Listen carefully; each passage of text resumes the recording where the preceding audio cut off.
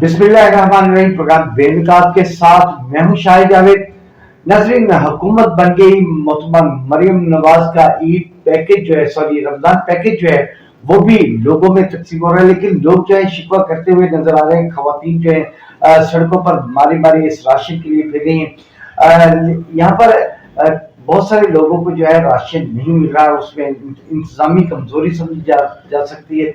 इसके अलावा रहीमिया खान शहर जो है वो मुख्तलिफ मसाइल से दो चार है। सीवरेज का मसला है, इसके अलावा लोगों के बहुत सारे मसाइल हैं।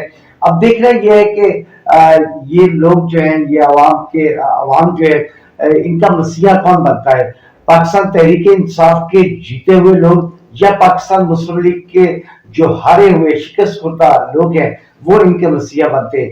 आज इसी हवाले से गुफ्तगू करने के लिए आज हमारे साथ राना शेर अफगन, पाकिस्तान मुस्लिम लीग नून लाइव विंग के प्रेसिडेंट रहीमिया खान है। जी राना साहब, हुकूमतें बन गई, मसाइल जूगे तू क्या? बिस्मिल्लाहिर्रहमानिर्रहीम। ये जो नई हुकूमत बनी है इसको विरसे में वो मसाइल मिले हैं जो इमरान खान की साबका हुकूमत ने 4 साल में इंटेंशनली पैदा किए थे। 2018 बहसत पाकिस्तानी 2017-18 का दौर देख लें कि मुआशी तौर पर आम आदमी के लिए ये कोई मसाइल नहीं थे। आम आदमी जब घर से जब चीनी लेने जाता था उसे 50 रुपए चीनी मिलती थी, घी 150 रुपए से मिलता था, तेल उसे 65 रुपए मिलते थे। लेकिन ये जो इनका अपना नया पाकिस्तान जो आया, इसने नया पाकिस्तान बनाने के लिए नहीं आया था। ये पुराना जो पाकिस्तान है जिसमें हर आदमी खुश था, वो इसने नया पाकिस्तान का नाम लेके पुराना वो लोगों के जो आसानियां थी उनको तबाह करने के लिए। राणा साहब, आपको ये तो पता है कि 2019 कोरोना का साल था। उन हालात में हुकूमत को चलाना मुश्किल ही नामुमकिन था, लेकिन उन हालात में भी इमरान खान ने और तहरीक इंसाफ ने हुकूमत चलाई। ये कितनी बदकिस्मती है कि 2019 में भी हमारा जो जीडीपी है वो माइनस में चला गया था। और ये इमरान खान की इतनी बड़ी पाकिस्तान के खिलाफ साजिश थी कि पूरी दुनिया को तेल जो है फ्री मिल रहा था और सिर्फ उसको रेंट उसको चार्ज देने थे।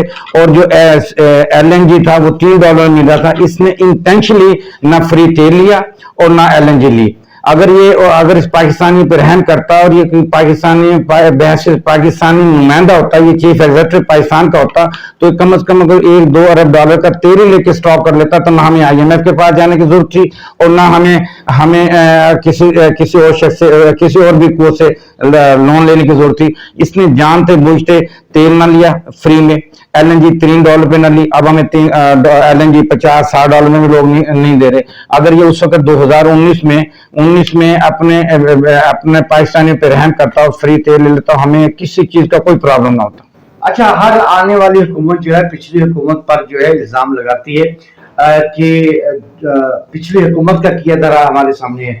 अब शहबाज शरीफ की दोबारा हुकूमत जो है आ गई है, तो आप अब किस पे इल्जाम लगाया जाएगा कि किसकी कारकर्दगी नाकिस थी?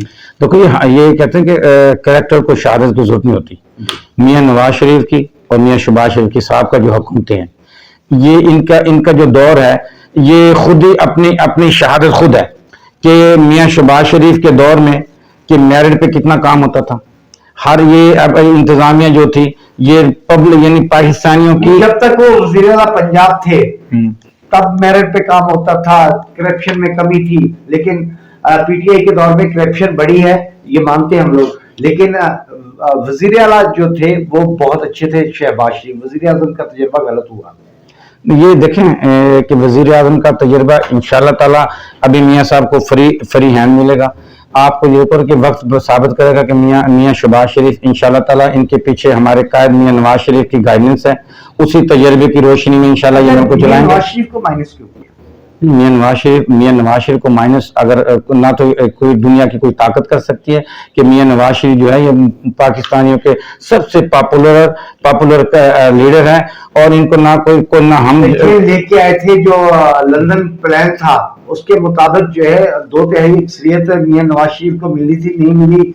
इसलिए जो है वो मियां नवाज शरीफ जो है باہر چلے گئے اور حکومت میں شہباز شریف کو لے آئے. اب ایک تو میاں نواز شریف جو ہے اس وقت بھی پاکستان میں ہے. آج بھی انہوں نے مطلب یہ ہے کہ حکومت سے باہر ہے. حکومت سے لیکن میاں صاحب جو کہتے ہیں نا واحد دنیا کا لیڈر ہے جو کہتے ہیں اس پہ عمل درآمد کرتے ہیں. میاں صاحب نے بڑا کھل ڈل کے کہا تھا کہ اگر مجھے سادہ اکثریت نہ ملی تو میں پرائم منسٹر نہیں بنوں گا.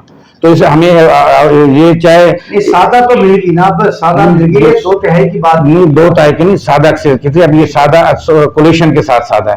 ہمیں مسلم این کو سادہ نہیں. فارم 47 اور 45 کے کیا رہا ہے.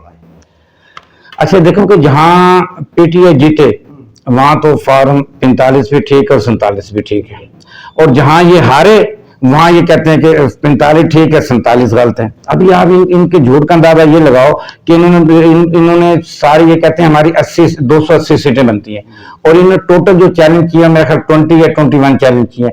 یعنی کہ ان کے یہ اپنے ہی کہے پہ ان کا اپنی جو بات کہتے ہیں اس پہ اسٹینڈ نہیں لیتے. یہ اگر ان کے فارم 47 کو مان بھی لیا جائے اگر for the sake of argument, آپ یہ دیکھیں کہ انہوں نے پھر پوری کی پوری سیٹیں چیلنج کیوں نہیں کی.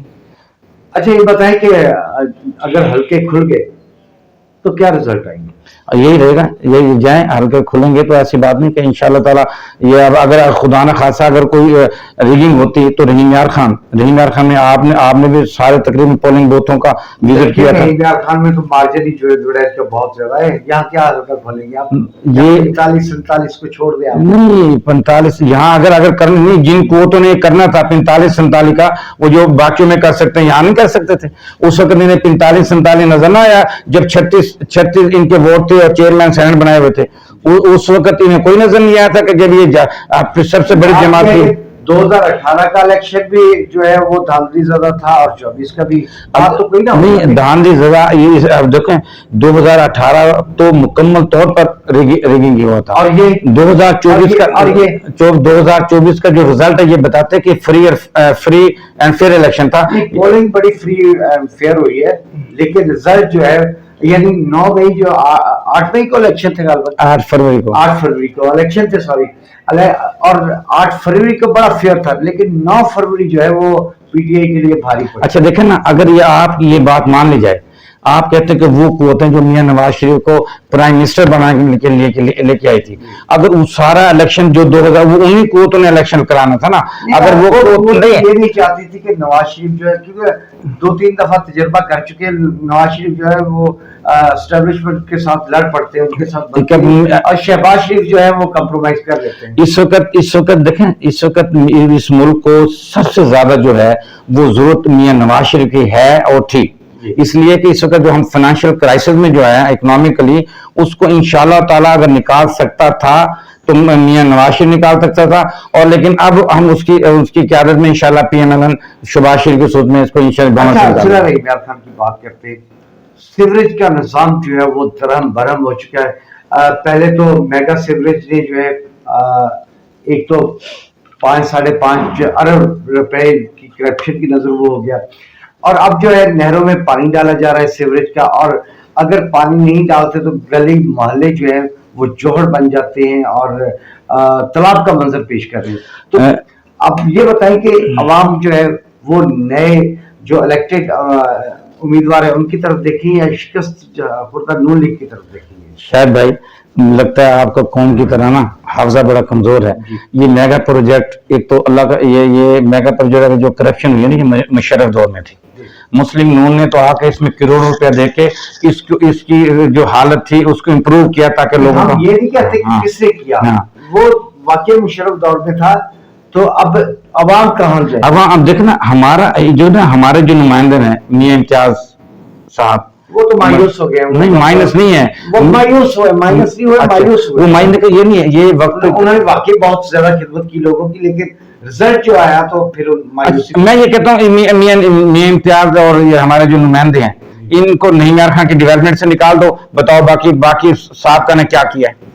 آپ یہ دیکھیں کہ ہم نے اپنے کردار سے یہ ثابت کیا ہے کہ سب سے زیادہ جو فنڈ ہے 20 یا 24 ارب روپیہ میاں امتیاز صاحب لے کے آئے. ان کے ونگز بھی ان میں شامل ہیں، ٹھیک ہے.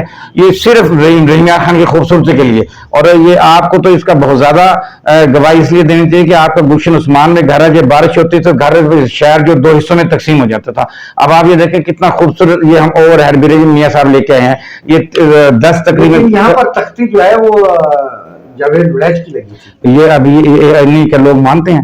یہ تو میں یہ اگر اس پوری دنیا یہ کہے کہ ہم پورے اگر پی ٹی آئی اگر عمران خان کی تختی لگا دو تو رحیم یار خان کا کوئی بندہ ذی شعور بندہ جو جس میں کوئی تھوڑا بہت سینس وہ کہے گا یہ پروجیکٹ ہمارے امتیاز صاحب لے کے آئے تھے، یونیورسٹی میاں صاحب لے کے آئے ہیں، کالجز میاں صاحب لے کے آئے ہیں، ٹھیک ہے. یہ سارا کا سارا وہ پروجیکٹ ہے. یہ کتنے کالجز ہیں میاں امتیاز صاحب لے کے آئے. اچھا یہ بتائیں کہ عوام جو ہے اسی طرح بھکاری بنی رہے گی؟ یہ اب دیکھو المیہ ہے، یہ المیہ لائنوں میں لگے ہیں، بے نظیر سپورٹ پروگرام، آٹا لائنیں. یہ دیکھو کتنی پہلی دفعہ اپنا مریم نواز شریف نے جو ہے گھر جا کے آپ کو عزت کے ساتھ عام آدمی یہ نہیں ہے کہ پک اینڈ چوز ہو رہا ہے. آپ کے جو گورنمنٹ آفیشل ہے گھر جا کے ان کو امداد دے رہے ہیں اور کوئی ایسے لائنوں میں نہیں لگ رہے، نہ کوئی ایسا کوئی تشدد ہو رہا ہے، نہ کوئی بے ہوش ہو رہا ہے. اور وہ اور یہ بھی نہیں ہوتا کہ ریکمینڈڈ نون لیگ کے لوگوں کو ملا نہیں. ایک وہ بے نظیر انکم سپورٹ پروگرام کی وہ لسٹ ہے وہ ڈیٹا جو تھا اس کے مطابق جو ہے بہت ساری خواتین جو حقدار ہیں وہ محروم ہیں. دیکھو ابھی تو ہم نے ابھی تو جس جو اوتھ پہ ہم نے نا ابھی ہمارے گورنمنٹ نے سائن کیے تھے اس کی انک بھی ابھی خوشی نہیں ہوئی ہے. ہم نے آتی رمضان شریف آ گیا اور انشاءاللہ تعالیٰ ابھی ہم نے لوگوں کی جو عزت نفس کو مجروح نہیں ہونے دیا ان کے گھر. رانا صاحب اگر چھوٹی چھوٹی انڈسٹری لگا دی جائیں یا اسمال بزنس ان پیسوں سے، یہ 12 ارب روپے سے زائد کی رقم ہے جو سبسڈی یہ جو دی گئی ہے، ٹھیک ہے نا. اگر یہ سارا کچھ ہو جائے، اگر انڈسٹری لگا دی جائے تو یہ باعزت طریقے سے نہیں یہ شاید بھائی آپ کی میں اس بات سے 100% متفق ہوں کہ ایسا ہونا چاہیے، لوگوں کو قوم کو بےگار نہیں بنانا چاہیے. لیکن کبھی آپ نے یہ سوچا ہے کہ انڈسٹری کے لیے آپ کو اپنا انرجی کی ضرورت ہوگی، انرجی مین بجلی کی ضرورت ہوگی، ٹھیک ہے. آپ کو پتہ ہے انڈسٹری لگنے کے لیے ملک میں لا اینڈ آرڈر کی جو سچویشن ہے بڑی زبردست ہونی چاہیے. ہم جب گئے ہم اپنا بجلی کو وافر ہم نے 4 سال کے اندر میاں نواز شریف نے بجلی کے وہ 10-11 ہزار میگا واٹ شامل کی. لیکن آپ مجھے یہ بتائیے 4 سال میں 1 میگا واٹ بجلی پیدا کرنے کی کوشش کی. اب آپ انڈسٹری لگا دیں، چلائیں گے کہاں سے؟ بجلی تو لگا دی لیکن بل کون دے گا؟ دیکھیں ہاں بل دیکھیں نا عوام کی تو چیزیں نکل گئی. اب آپ یہ دیکھیں جب سوئی گیس کا ریٹ اور بڑھے گا اور اس کے علاوہ پیٹرول کا ریٹ بڑھے گا تو عوام کیا کرے؟ ہاں دیکھیں ابھی یہ نہیں کہ یہ میں کہتا ہوں عوام کہیں گے عالمی سطح پہ نہیں، عالمی سطح پہ بھی نہیں ہے. یہ اس وقت جب ہم 2019 میں IMF کے ساتھ معاہدہ توڑ رہے تھے، اس وقت کنٹیکٹ کر کے جب ہمارا علی باقر جو ہے جو ایسی تیسی کر کے آیا تھا مصر کی، جو کہتا تھا کہ ڈالر کو ڈی ویلیو ہو جائے تو کوئی فرق نہیں پڑتا، اوورسیز کو فائدہ پہنچے گا. ہم 75% چیزوں کو امپورٹ کرتے ہیں، ڈالر کی صورت میں پیسے دیتے ہیں.